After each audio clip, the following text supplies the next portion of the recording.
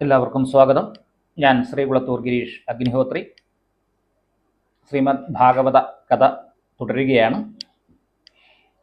അങ്ങനെ ബദര്യാശ്രമത്തിൽ എത്തിച്ചേർന്ന നാരദ മഹർഷി അവിടെ വച്ച് കണ്ടുമുട്ടിയ സനകാദി മുനീന്ദ്രന്മാരോട് ചോദിക്കുകയാണ്, അല്ലയോ മുനീന്ദ്രന്മാരെ, എൻ്റെ ഭാഗ്യം കൊണ്ട് മാത്രമാണ് നിങ്ങളെ കണ്ടെത്താൻ കഴിഞ്ഞത്. നിങ്ങൾക്ക് എന്നിൽ കൃപ തോന്നി എൻ്റെ സംശയം തീർത്തു തരയണമേ. നിങ്ങൾ മഹായോഗികളും മഹാബുദ്ധിമാന്മാരും വേദാന്താദി സർവവും പഠിച്ചിരിക്കുന്നവരും എന്നും 5 വയസ്സ് മാത്രം പ്രായമുള്ളവരും പൂർവികന്മാരുടെയും പൂർവികന്മാരുമാണ്. എല്ലായ്പ്പോഴും വൈകുണ്ഠത്തിൽ വസിച്ച് ഭഗവാൻ വിഷ്ണുവിനെ സ്തുതിക്കുന്നവരുമായി ഭഗവാന്റെ ലീലാമൃതരസത്തിൽ ലയിച്ചവരും കഥകൾ പാടിപ്പുകഴ്ത്തുന്നവരുമാണ്. ഭഗവാൻ ഹരി മാത്രമാണ് ശരണമെന്ന് നിങ്ങൾ എല്ലായ്പ്പോഴും പറയുന്നു. കാലം നിങ്ങളെ ബാധിക്കാത്തതുകൊണ്ട് നിങ്ങൾ ജരാനരകളിൽ നിന്ന് മുക്തരാണ്. പണ്ട് നിങ്ങൾ കുപിതരായപ്പോൾ ജയവിജയന്മാരെന്ന ദ്വാരപാലകന്മാർ ഭൂമിയിൽ പതിക്കുകയുണ്ടായി.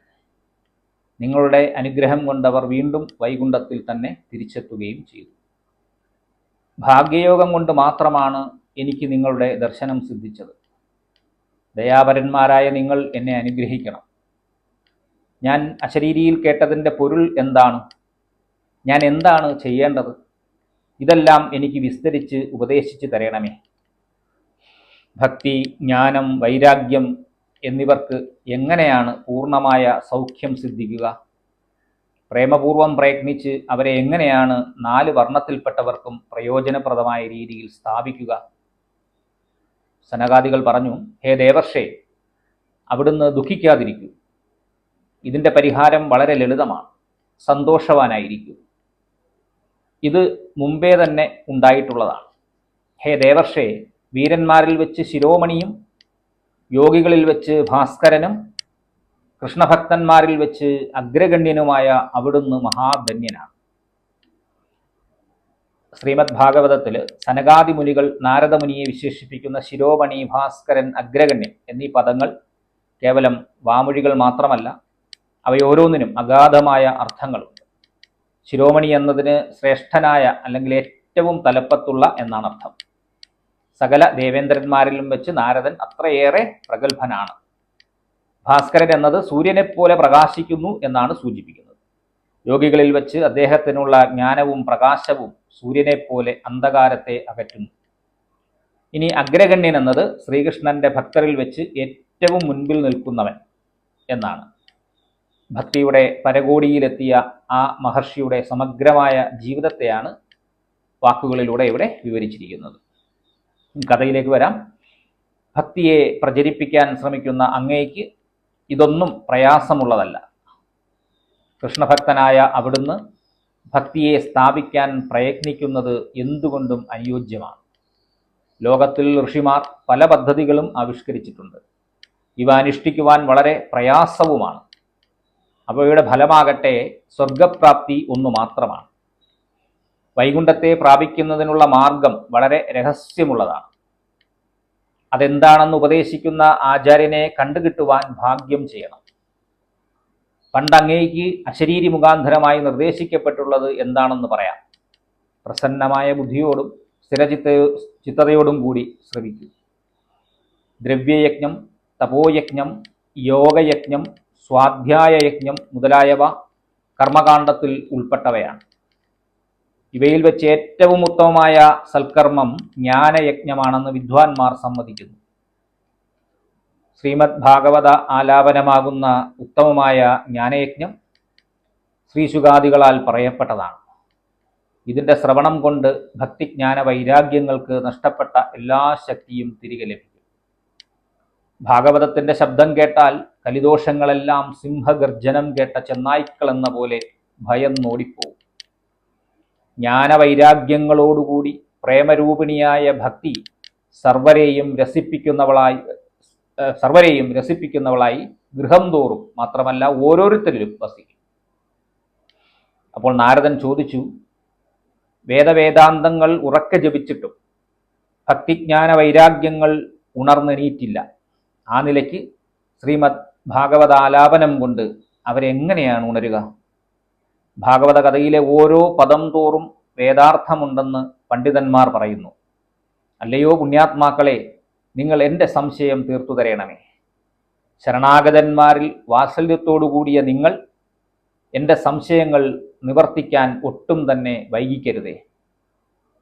സനകാദികൾ പറഞ്ഞു, വേദോപനിഷത്തുക്കളുടെ സാരത്തിൽ നിന്നാണ് ഭാഗവതം ഉണ്ടായിരിക്കുന്നത്. അതുകൊണ്ട് തന്നെ ഭാഗവതം ഏറ്റവും ഉത്തമമായി പ്രകാശിക്കുന്നത്, അത്യുത്കൃഷ്ടമായ ഫലത്തെ നൽകുന്നതുമാണ്. വൃക്ഷത്തിൽ അടിമുടി നിറഞ്ഞിരിക്കുന്ന രസം ഫലരൂപത്തിൽ പുറത്തു വന്നാലല്ലേ ആസ്വദിക്കാൻ സാധിക്കുകയുള്ളൂ. അതുപോലെ തന്നെ വേദവേദാന്തങ്ങളുടെയെല്ലാം രസമായിരിക്കുന്ന ഭാഗവതം മാത്രമേ അവയുടെയെല്ലാം ഗുണത്തെ പരിപൂർണമായി പ്രകടിപ്പിക്കുന്നുള്ളൂ.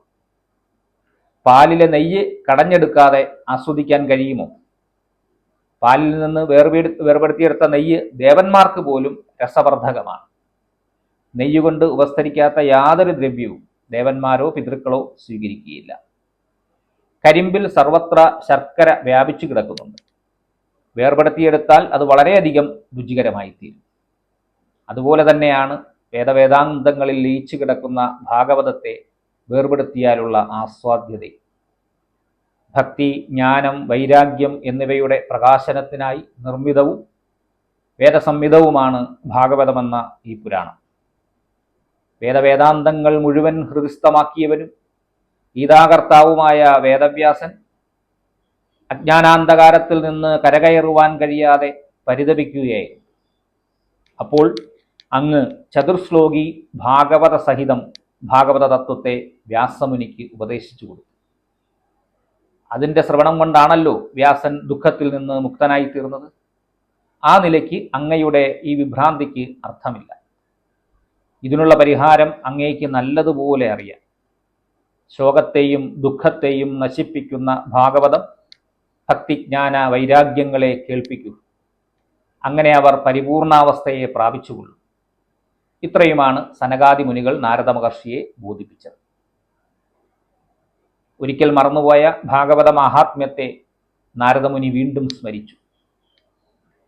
ഭാഗവതത്തിൻ്റെ മാഹാത്മ്യത്തെക്കുറിച്ചോർത്ത് അത്ഭുതചിത്തനായ നാരദമുനി സനകാദികളോട് പറയുകയാണ്, ആദിശേഷൻ തൻ്റെ 1000 മുഖങ്ങൾ കൊണ്ടും സദാ ആലപിക്കുന്ന ഭാഗവതത്തിൻ്റെ മാഹാത്മ്യം സമ്പൂർണമായി ഗ്രഹിച്ചവരും പ്രേമരൂപിണിയായ ഭക്തിയെ പ്രചരിപ്പിക്കുന്നവരും ആയ നിങ്ങളെ ദർശിക്കാൻ കഴിയുന്നത് കൊണ്ട് സംസാരികൾക്ക് സർവ അശുഭങ്ങളും നശിച്ച് പരമമായിരിക്കുന്ന ശ്രേയസ്സിനെ സിദ്ധിക്കുന്നു.